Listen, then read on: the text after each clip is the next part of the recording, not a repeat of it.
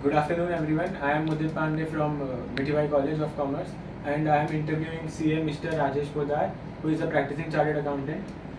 Sir, first, please will you introduce yourself and your firm? Yes, myself Rajesh Podar. I'm the proprietor of my firm Rajesh Podar and Company Chartered Accountants. I cleared my BCom in 1996 from Mithibai College only, and I cleared my CA in 1999. After that, I worked for 6 months or 12 months or so in some mid-sized CA firm just to get exposure in the areas of direct tax, accounts, audit. And then since 2000, I am on my own only for last 22 years. From this firm only? Yeah, in this firm only. And what is your scale of operations? Like how many employees do you have and how many customers do you get? Yeah. See, my areas of specialization is basically direct tax. That is my passion. I would love to save taxes of all my clients in the best possible way, in the most legitimate way, so that they can use this money for some productive purpose rather than paying the taxes. And accounts, audit, law, you need to have exposure of other laws also if you are in practice, so that you can give the best possible service to your clients. So that is the main criteria. And your scale of operation? Earlier I used to have 7 or 8 employees, but now I have just 2 or 3 of them, because now with remote working and all, you can outsource work to some other CA who can do as per his convenience from a remote location also. So it's a win-win situation for everybody, and it saves a lot of time in commuting and providing quality service. And articles do you have? As of now, I don't have. Nowadays, articles on PwC and KPMG only. Yeah, materialistic world. Yeah. And you specialize in tax? Yeah, direct tax is my specialty. So how were you drawn into accounting as a profession, and how did you decide to become a CA in the first place? Actually, my dad actually told me I should become a CA. To be frank, it is the cheapest course if you compare it with engineering and medical. If you want to go abroad also, then again it requires a lot of money. And I'm a Marwadi, so for us money is a passion, and chartered accountant was my passion. So I went into this, and luckily I became CA So at a very young age. From the beginning, from your 11th, 12th, you were interested in accounts? Yeah, I did my foundation course only. Yeah. That CAFC just started during our time. Okay. So I enrolled and we went through. And you became a CA 25 something years ago? 20, more than 25. And now, so what are the main managerial policies that you follow in managing the number of employees that you have? See, the main focus I believe is in quality work. I don't believe in number of hours of work that you devote. By quality work, I mean whenever you are doing the work, you should be 100% focused on it. Not that you are watching WhatsApp or Facebook or cricket or some YouTube videos.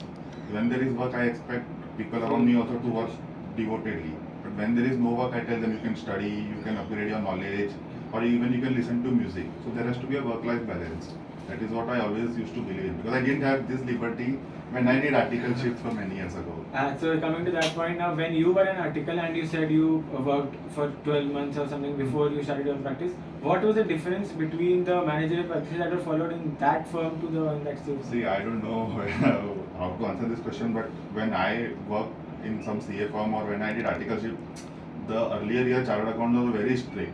If you have to report your office at 9 o'clock, you have to be at 9 o'clock. Even if it is 9:05 or 9:10, they were very particular about it. But in today's generation, since I've gone through it, taking Churchgate fast train or Virar fast train, it happened that 10, 15 during 20 years, 25 years earlier.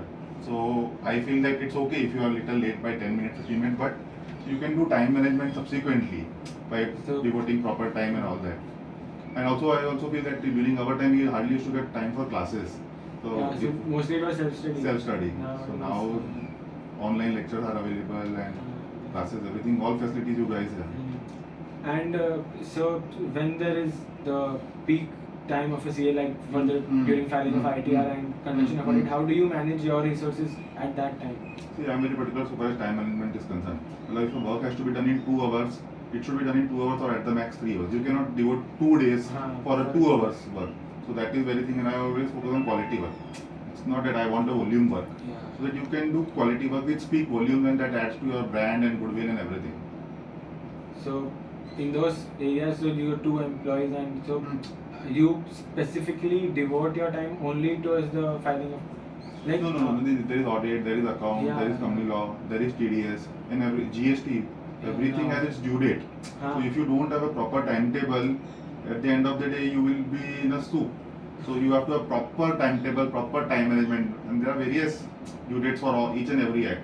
So if you plan properly now, you can achieve everything. Although in September or July with due date, so a lot of pressure is there at a time, but that is there in every CA firm, whether it is KPMG or whether it is a small proprietary firm. That's common for everyone. And ICI now does not allow the firms and CAs to brand themselves or advertise. So how do you? Yeah, that is the biggest challenge that I faced in my initial years. So what you can do is that since study circle are there, you can be the coordinator, you can invite the speaker, you can give vote of thanks to the speaker, you can write articles in newspaper, you can write articles in so many websites. Slowly your brand image goes up, people recognize you, and then it takes good enough time, but that is how it is. So how has their customer base evolved from when you started in 2000 to now 23 years later? See, I can tell you one small thing is that you can never underestimate your customer. Yeah. So the client who used to pay you 5,000 can even pay you 5 lakh down the line. Yeah. That is the growth some clients grow. So never underestimate that he is a small client, he is a big client. You never know when the small will become super big.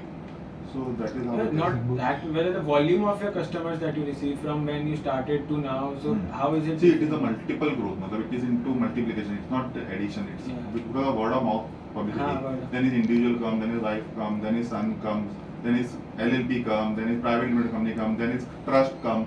So it becomes a group of companies. So it's a multi-bagger actually.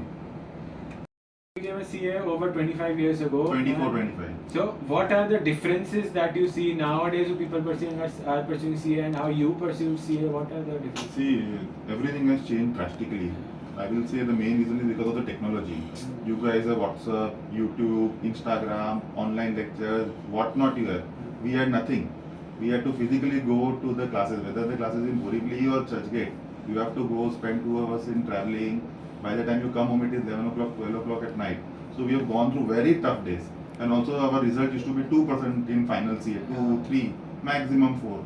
I just saw a couple of years back 20% result in final CA. Yeah, so I really don't know what ICI is up to. But or it may be other results. Students have become very smart, they have become very brilliant. That is also one of the view which I can say.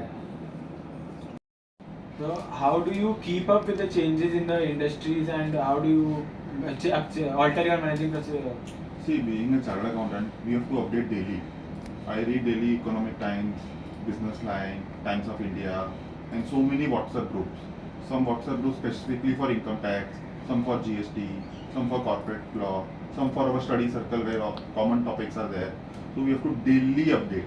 First thing in the morning, you have to study for 1 hour. Even at night, you have to see what latest amendment have come, what latest notification have come, what latest circular have come. Because it's a very fast changing law. So you have to update, otherwise you are out. That's for sure. And how do you expand your business, like gaining new customers? I think I answered this question earlier a bit that you have to write articles in newspaper, write articles in web, or there is a Quora.com where there are so many queries, so many people they ask who are laymen and not in finance background. They may be IT, they may be doctors, engineers, all bureaucrats also. But they need help. So if you answer all these questions in forum, it gives you a good brand image. Quora on LinkedIn and Quora. Quora, LinkedIn, yes. LinkedIn is a wonderful website. I missed it. Thanks for reminding. Thank you so much for your time, sir. It was a pleasure interviewing you. Thank you, yeah. So much knowledge I gained from you. Thank you. To help me also in my pursuit of. Thank you. It is so much learning for me to interact with next generation students. You guys will rock down the line for sure. Wish you good luck. All the best. Thank you.